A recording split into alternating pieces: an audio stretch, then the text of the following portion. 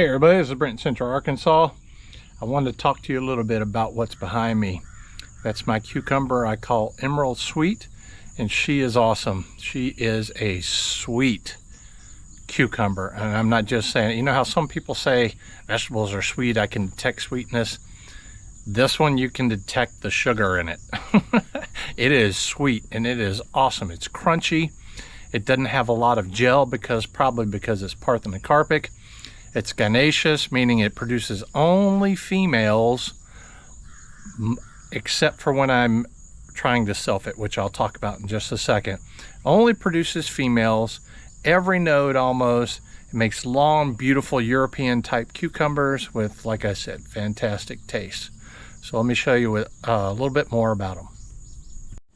This is my second grow of the season up this trellis here, and this trellis is nearly 8 foot long. And this one's covering a good bit of it already, and it's only 2 plants, and I planted them right next to each other. The reason why that was done is because these 2 plants' sole purpose, primarily, they've already accomplished that sole purpose, but these 2 plants were primarily for changing the sex to create male flowers. I know I just said these only produce females, but you can use hormones to change the sex. Like you'll see here, that's a male flower, this is a male flower, and these right here, you see a cucumber. That one plant was all male flowers for a while. Now eventually the hormones, the plant itself is gynaecious, so the hormones that were artificially introduced to change the sex are well, they're wearing off. All right, let's take an Emerald Sweet in its prime. And this is it.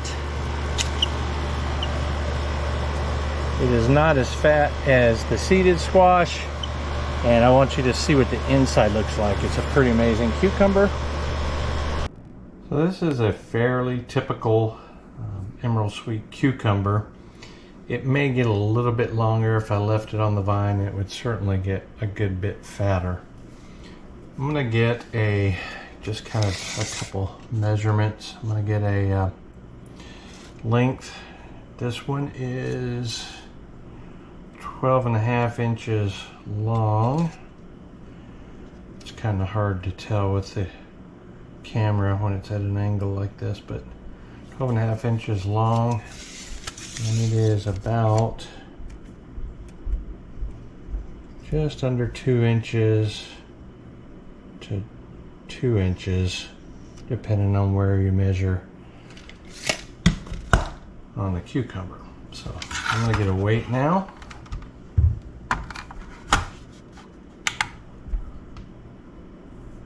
It's in ounces, and we've got 18.3 ounces, so it's over a pound. Let me see if it goes into grams. This one I can't remember. Yep, 521 grams. So the way I prefer to eat cucumber, just in general, is peeled. There's nothing wrong with eating the skin. I do it all the time when we eat out because a lot of times they won't peel it.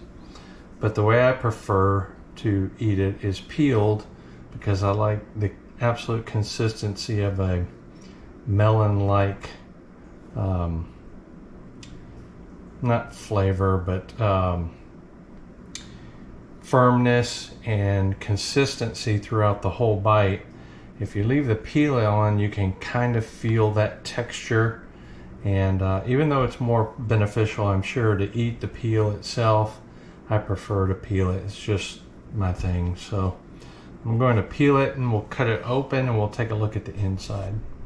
Now that it's peeled, let's cut it open and take a look. I'm going to cut off the ends here because when you peel the ends, a little bit more difficult to get all the green or the skin off, so I just go ahead and just nip off that little bit. So the cucumber is obviously not perfectly straight, so I'm going to manipulate the cut so that it I'm going to try to get it directly in half despite the curve, a little bit of curve it has. Alright, didn't get perfect, but pretty close. Okay, that's what it looks like on the inside. And these seeds here, they're not really seeds technically, they're ovules. These are if it gets fertilized, it turns into a seed. And so this is the female part of the cucumber, and they're soft, undetectable actually, because this is a Parthenocarpic variety.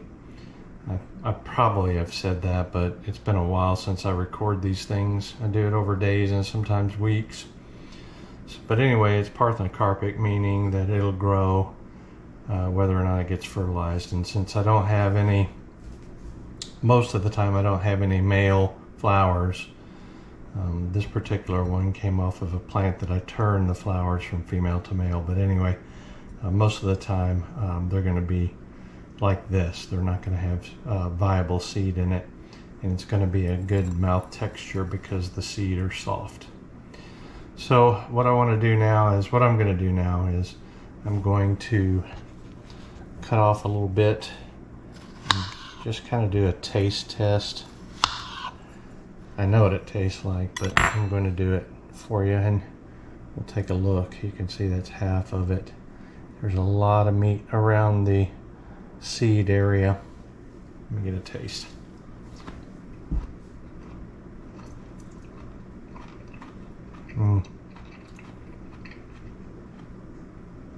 It's very good.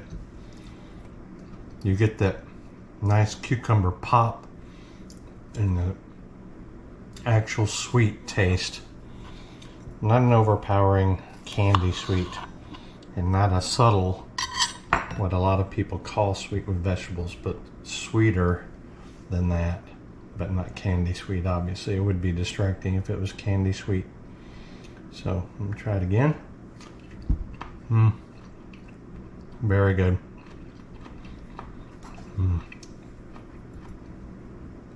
If I take and put a little bit of salt on this, which I typically do, and I'm going to do after I get through with this video, if I take and put a little bit of salt on this, it's perfect. I mean, the salt brings out a great taste. Also salt tomatoes too. I think it just enhances the flavor. All right, that's it for the appearance and the look of it, and a little bit of a taste test, and you get to see it on the vine and then obviously in here. So yeah, it's a beautiful cucumber.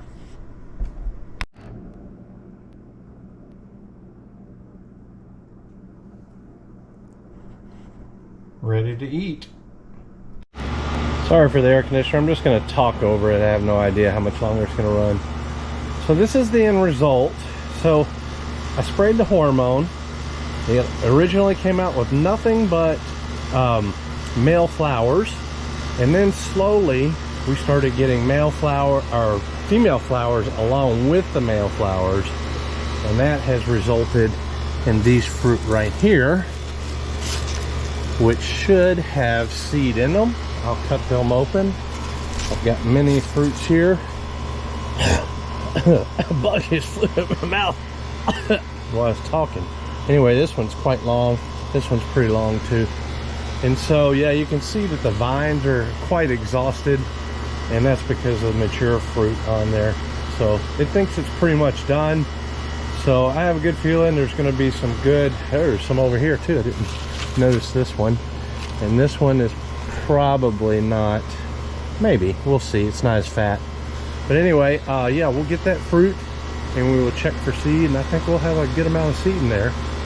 So I'll probably do that tomorrow. It's late in the evening, and I'm gonna go in for some supper, and we'll come back tomorrow and cut some fruit and see what we get. All right, I'm gonna take some of these cucumbers. Sorry, I'm got a cold. What I'm looking for is turning of color like this. I'll take that one. And if it's got a little color to it, because the vines are dying, like this one, I'll go ahead and take that one. I'm not sure that's going to have anything in it. Plus, it's not a good shape. That one's not a good shape. Alright, so I'm going to leave the others on for a little longer, a few more days. And we'll wrap up this video by opening this one, and I'll show you what the seed looks like and how easy it is to harvest the seed. So I've got this little container of water here, and I'm just going to shove the seed in that. But first, let's talk about this for a minute. This is a good example here. It's a big, long one. I'll just stick it in there so you can see it compared to this one. This one's smaller. Some people will say that the seed within this one is exactly the same as this one because this is the genetics of the plant. And for the most part, I pretty much believe that. And if this was the only one I had to save seed from, I would do that. But I'm not going to say, I'm going to cut it open and show it to you, but I'm not going to save seed from this one. And I think there is value to taking seed from the better specimen. First, the better plant structure, all that, how it handled disease, how it handled the hot weather, how it did all that kind of stuff first. And then after that, you go for what your preference is. And in my case, for these, I like the long, thin cucumbers. So the really long ones like this. So I know that occasionally there'll be what's called a sport, either a branch or a specific fruit that'll display differently than the rest of the fruit or plant on that particular plant. So like one branch might have a different color or a different shape or whatever, you know what I'm saying.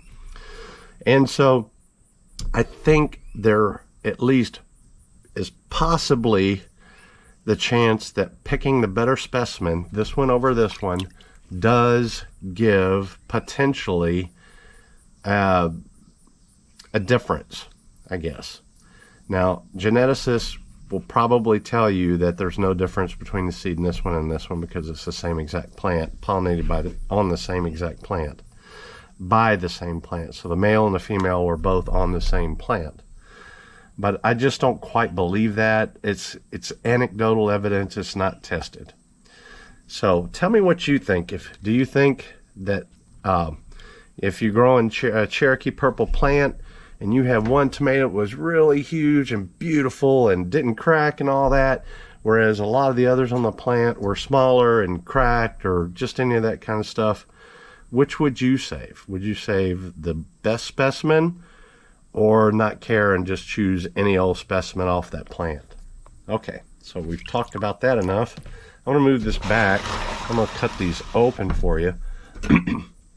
I'm sorry, I know I sound roughed. I don't feel horrible, but I definitely feel under the weather. So I am cutting through the actual fruit. And so you can see on this one, there's a lot of immature ovules. Ovules, once they're fertilized, they start to get hard and big, and they become seed. On this end, there is seed.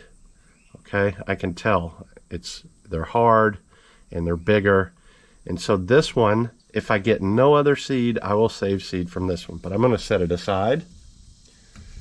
And I'll just tell you, I've already gotten seed from one other plant. It was similar, and it was a bigger fruit like this one, and it was just in one end. But anyway, so I'm not going to save seed from this one, even though I said that. But if that was the only one, that's what I'd do. Okay, I anticipate and hope that I'll get more seed from this specimen because I like everything about this specimen.